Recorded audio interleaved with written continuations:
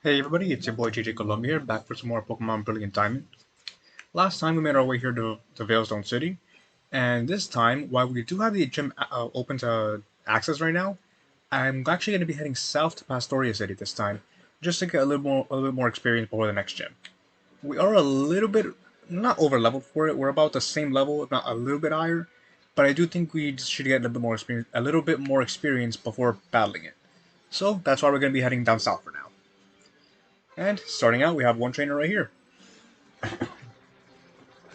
While I do go down this route, though, there is something I did want to talk about. At the time of this recording, it's January 16th. That means we're actually really close to the release of Pokemon Legends Arceus. And at the rate I'm actually going through this game, I'm honestly not sure if I'd be able to finish it, or at least beat the champion, before that game comes out.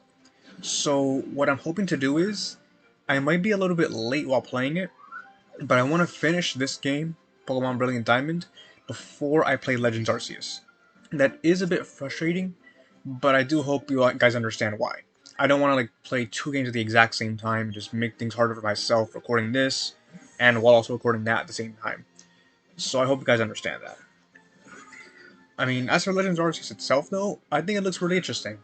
I know people online are criticizing it and saying it's not doesn't look that good, but I think we need to at least give it a chance. We've been saying the same thing about this game, about Sword and Shield, and people still play and enjoy them. So I honestly don't see why people have such an issue with it. I mean, I get it's not perfect, but we can at least give it a chance. I'm sure we'll at least learn to love it, or at least learn to enjoy it. Excuse me. But yeah, I just really don't understand all the criticisms about Legends Arceus. Legends Arceus. Ugh, still can't talk. It's like I'm not trying to defend Nintendo or Game Freak or the company that makes the game. There are valid criticisms of it, but I think there's also a limit to how much you can criticize without sounding like you're whining. But I'm not trying to sound like I'm on either side here. I hope you guys understand. But I mean, at the end of the day, it is what it is. I will end up playing it for the channel. I hope I enjoy it, and I'm sure I will. But it is what it is until then. For now, I'm just gonna enjoy this game, play it for you guys, and if you guys can, please let me know in the comment section how you guys are enjoying this game if you are enjoying it, or even thoughts about how I can improve as a content creator. Because I'm sure there's definitely ways I can improve, and I really like to hear what you guys think of how I can improve. Uh, this route here, excuse me, this route here I'm bringing this up again for like the fourth video in a row.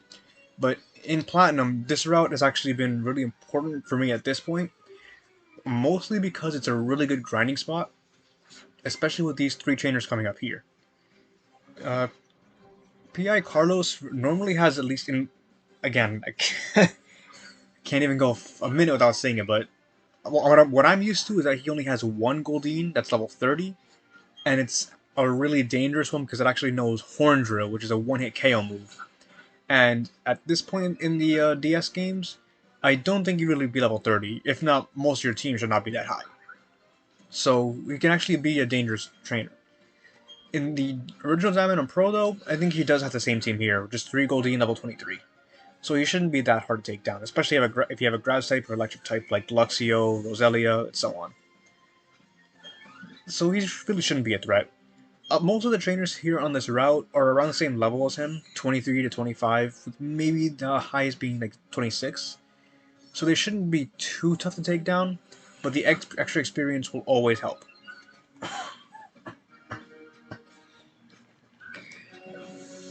With these differences, though, I'm honestly not sure what to expect. I did play Diamond first before Platinum, so I kind of have an idea of what's coming. But because I'm so used to these differences, I'm honestly not 100% sure. Especially because in these remakes, some things are a lot tougher than they used to be, or changed from how they originally were. So I have to be aware of what's coming. Now, this collector right over here, the one who's moving up, He used to have 6 Pokemon in Platinum, but I forgot how many in this game, or in the original games. 3 as well, okay. The Pokemon collector Brady here uses, what I'm used to is a lot of the stuff that you can find coming up in the Great Marsh area, which is stuff like Carnivine, Skorupi, Tangela, a lot of actually pretty rare Pokemon. One of which, Skorupi, I considered using for this team. However, I don't like repeating types, and because it evolves into a dark type, I ended up not using it because I'm using Murkrow here, which is also a dark type. They don't share the same weaknesses since Drapion, the evolved form, is only weak to dark types, but it's really something I really don't like to do by repeating typing, even if they don't have the same weaknesses. It just feels weird to me.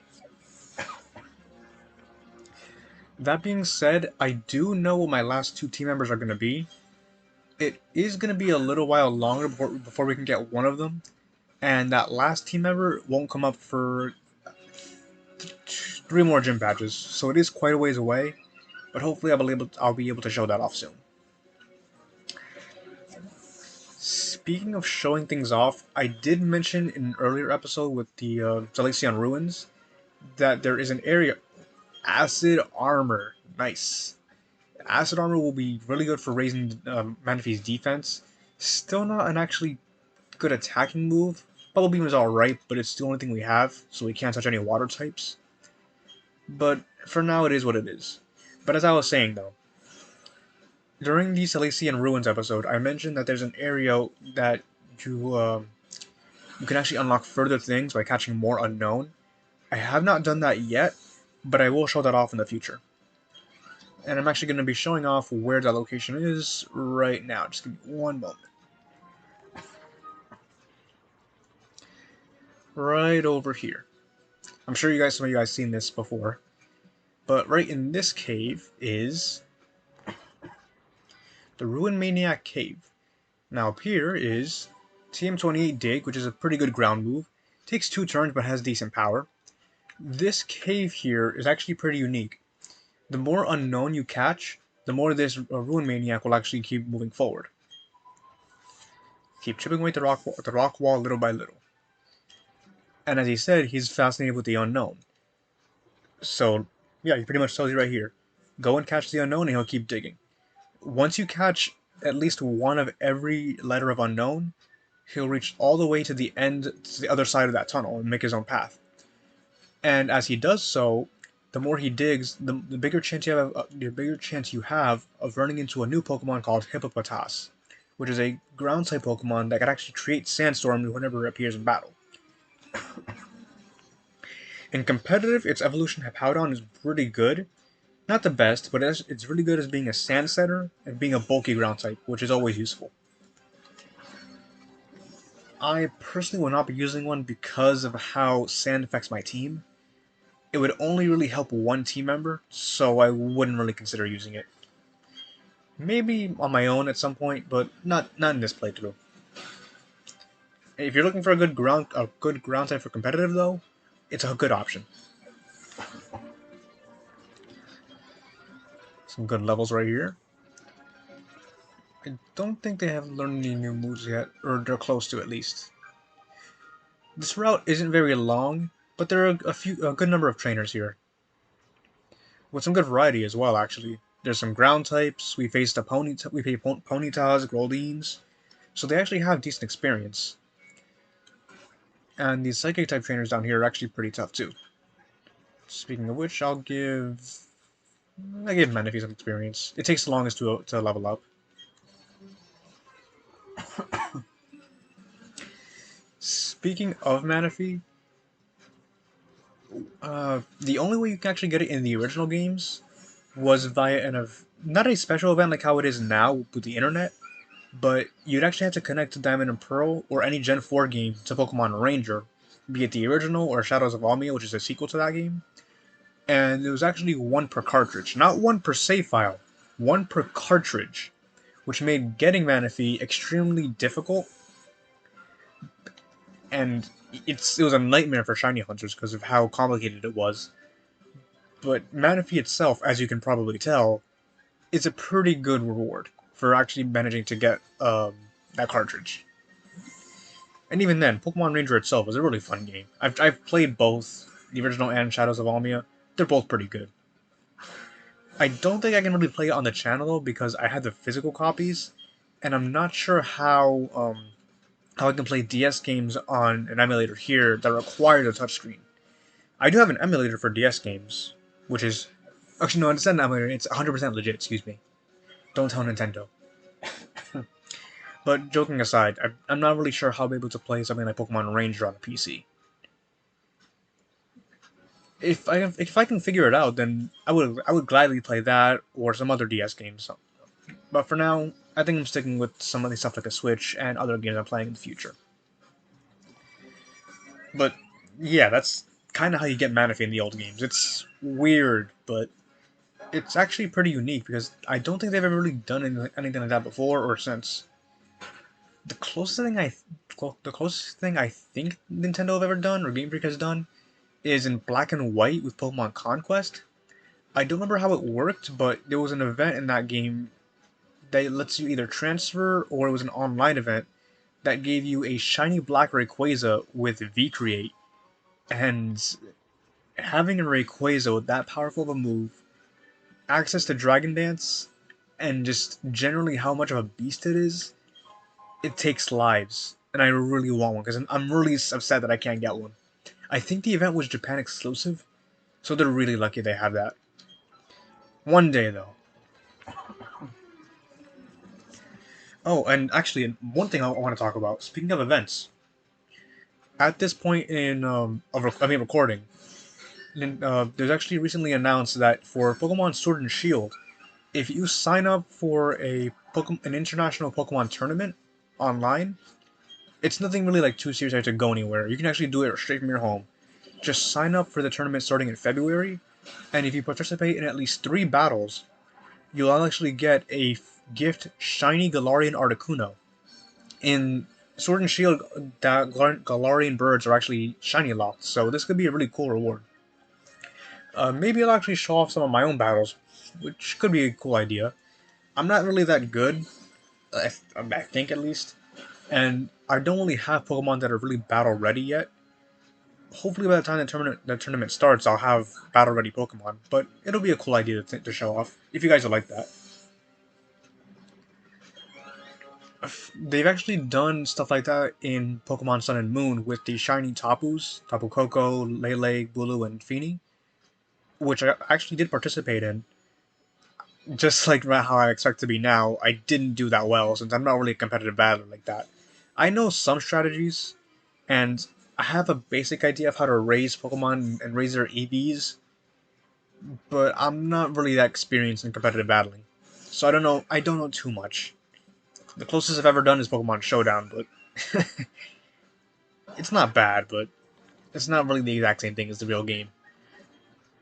And strategies like that for competitive, you would use that in stuff in this game, like the Battle Tower, or in the Battle Frontier, like in the old games. And those were the days, man. The Battle Frontier was so much fun. The Battle Tower is nice, but it's always good to have and the different areas of the Battle Frontier were gimmicky, but those gimmicks were super cool. There was a roulette. There was a place where you can pick your own Pokemon from a set that they gave you.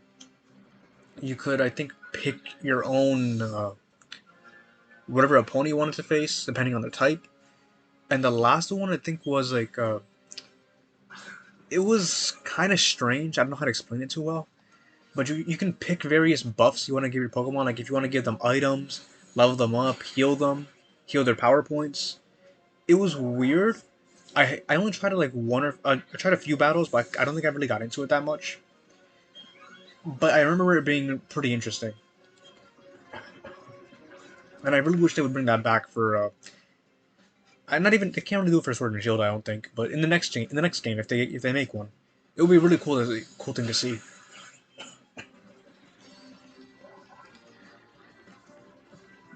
I don't want to sound like I'm rambling here, but I don't really have any commentary partners, so I'm doing what I can right now. Speaking of, uh, during the first few episodes of this series, I was commentating with my friend Gosu Boriku, who is, I believe, is taking a bit of a break from streaming, but he'll be back soon. But I was commentating with him at some points, and honestly, I think I might bring him back at some point. I definitely will. It's a matter of when. But I would really like to see what you guys think of him because he's also streaming. I believe, unfortunately, he gave up his shiny hunt for Turtwig, which, as I said, is unfortunate. But he really wanted to play the game. He didn't want to wait for Legends Arceus to come out when he was still not even playing it yet.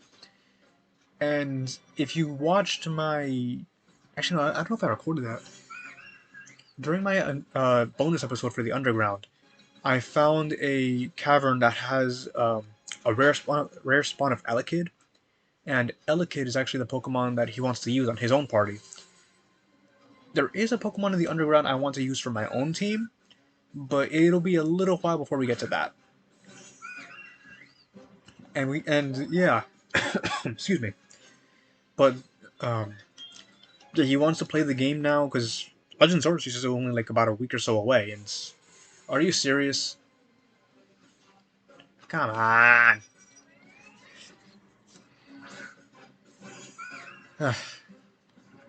One thing I don't miss about these games, or it's weird about these games, the random encounters. In Sword and Shield, they're still there, but they work differently in those games. And here they brought back how they were in the original games. But it's like in these games, Brilliant Diamond Shining Pearl, if you move with the analog stick, it's like you run into an encounter while still in the same square of grass, even if you're still moving.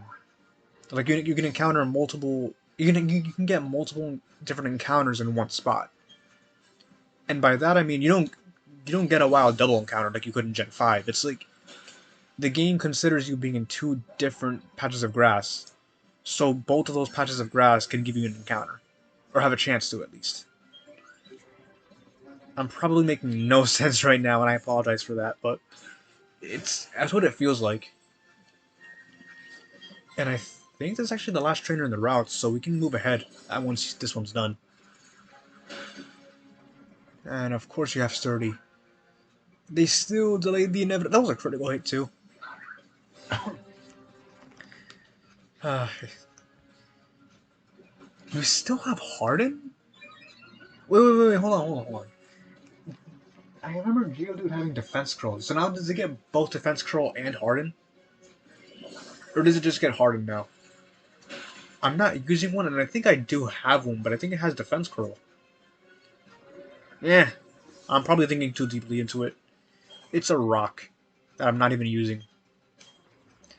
It's not just a boulder. It's a rock. A big, beautiful, old rock. SpongeBob was such a good show, man.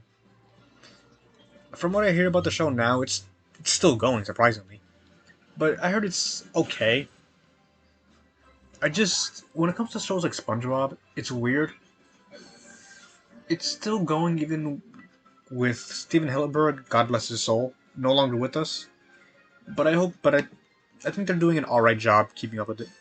And I'm just gonna hold on for 1 second, guys. I'm gonna fix or try to fix the visuals here.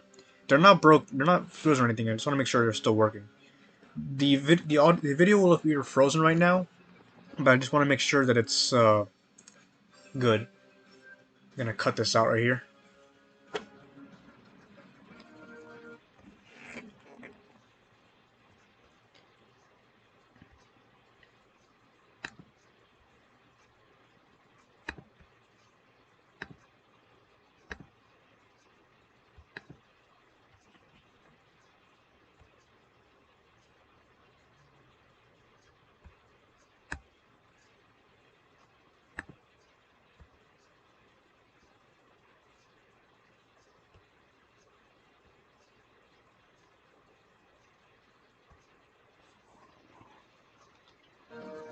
There we go.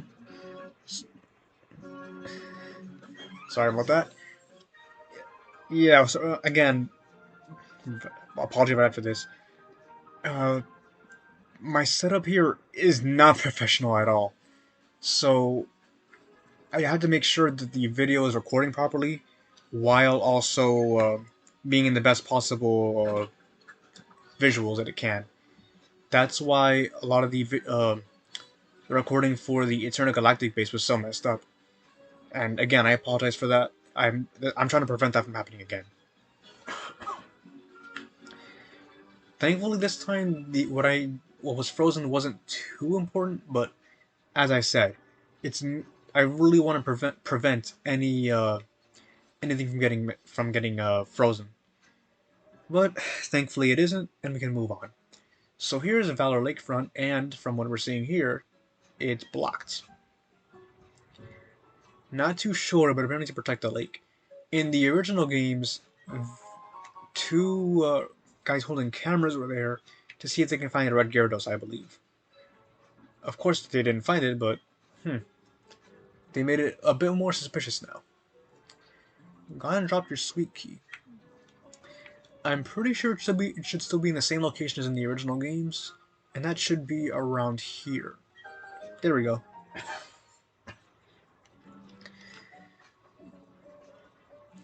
So what this lady does, I believe, is different in this game than what I'm remembering in Platinum. And I forget what she gives you, if anything at all.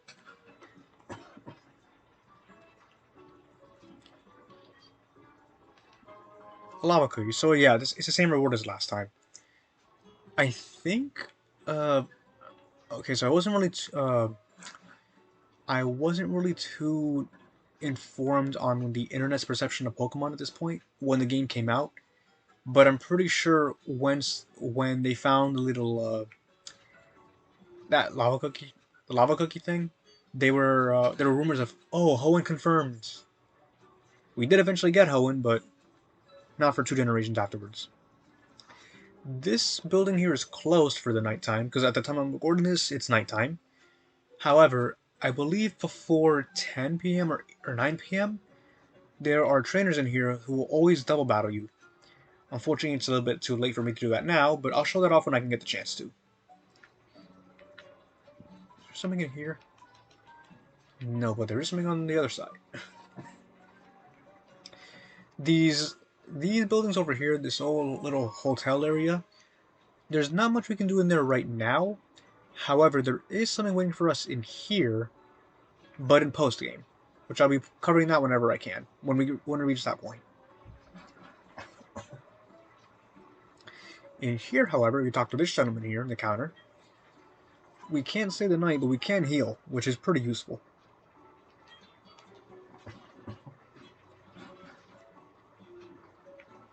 Now, another unique person. What do you do? Because he's a rich boy. And he gives us nothing. Just like the actual bourgeoisie. We can get a red shard, ignoring that, that little statement. I am not funny. Some tubers here. These tubers always have water Pokemon, so they're good training for Roselia. I think they only have like around 4 Pokemon between them. I think she has 1 and he has 3. Bibarel.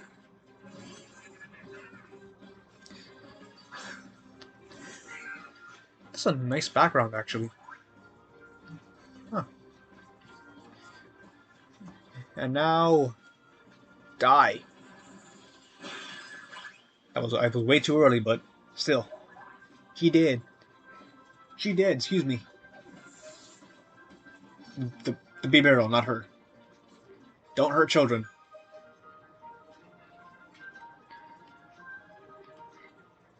Anyway. Fight me. Don't fight children either. I'm digging myself into a hole. I believe this boy has 3 Shellos, I didn't see properly. But this Shellos, as you can see, is different than the one we encountered in Valley Windworks. That's actually because there's 2 different variants of Shellos. There's East Sea and West Sea. This right here is East Sea, which is every variant of Shellos that's found on the east side of Mount Coronet. And on the west side is the pink variant. Fun fact about the pink variant, by the way. its design and Gastrodon's design were actually changed from their original appearance because for West Sea Gastrodon, it actually had a little like nubs on its head, along with East Sea's little fins on the side of its body. And it was actually planned to be in Generation 3 of Ruby and Sapphire before before their design was actually eventually pushed back until Diamond and Pearl. As for Gastrodon, its design is different. It has the same pinkish brown color. Use a West Sea. It has the same pinkish brown color, but instead of having like a fins, I guess, on its head, it had like these little nubs. If I can find a picture of it, I'll see if I can put it onto the screen. But I can't really describe it too well. But it's actually really interesting to know that they were once going to be Gen 3 Pokemon, because we ended up only getting 2 water and ground types in that game, and at least Swampert is really good. Whiscash is alright, but it was never really like a top tier threat. This guy, however, I remember him having some pretty tough Pokemon, and it's not him. This guy. I believe he also has a Gyarados, like the Ace Trainer on the route before Veilstone. He has Magikarp, so I'm pretty sure he has a Gyarados in the back. Am I right, or have I been unintentionally deceiving you again? I'm pretty sure he does, because this Magikarp is level 19.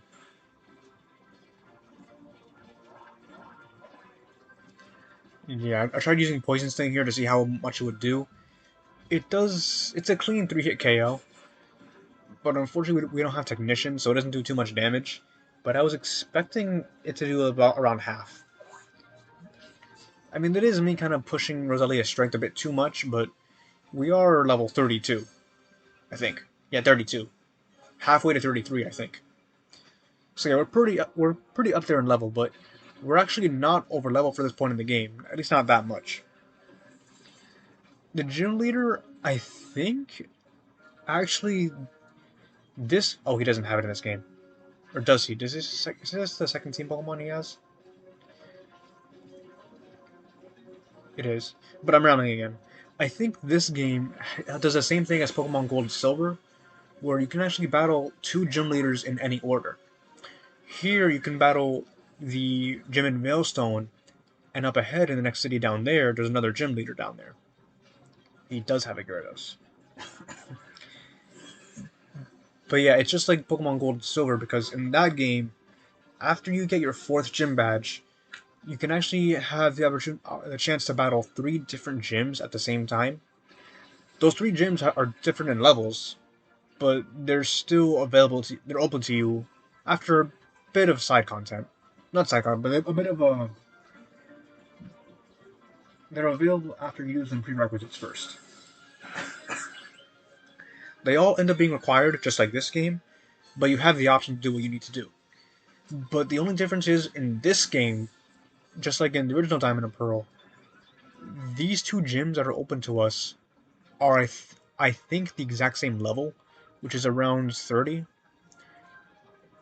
This one down here in the next city is a little bit higher, I think, but overall they're very similar in terms of strength. And it's just a matter of what the types and what's easier for you to battle at this point. For me, because we have Roselia, as well as Murkrow and Monferno, I honestly think we'll be fine. I think both gyms will be equal to us in terms of difficulty. Maybe the water gym will be a little bit tougher. Spoiler, it is a water gym. But I think it will be a little bit tougher because they can also have flying and ice. Excuse me, flying and ice moves. Excuse me, I'm still a tiny bit sick here. But because of those variety in types, they can be a bit tough.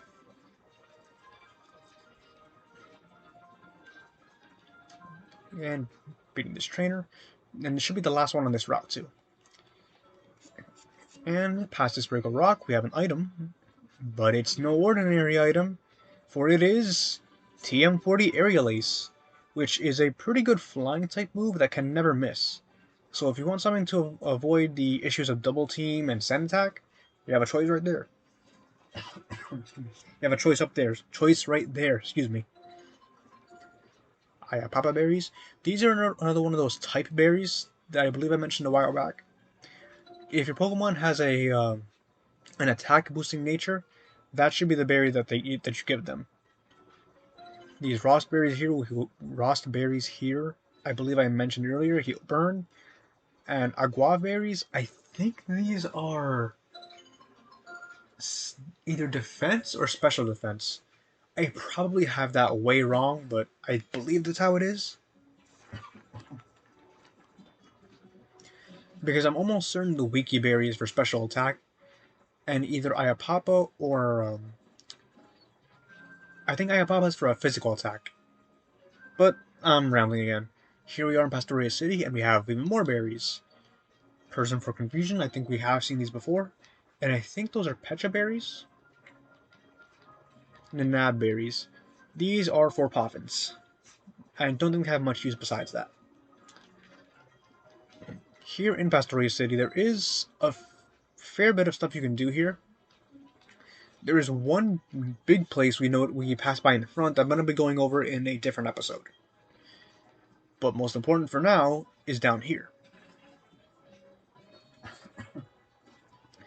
This house is the Move Reminder House. As long as you have a heart scale, you can talk to this guy and he'll teach you moves that your Pokemon may have missed. And lo and behold, we have a Pokemon that missed moves as it leveled up. And look at the stuff we have here. Absorb and Worry Seed we had as a Badoo. Mega Drain was something I wanted to get before Badoo evolved into Roselia, or at a lower level, but fortunately we missed it. And now we have Giga Drain, which is worlds better. But there's three good moves here. Leech Seed, which I actually want right now. And I will get rid of Growth for this.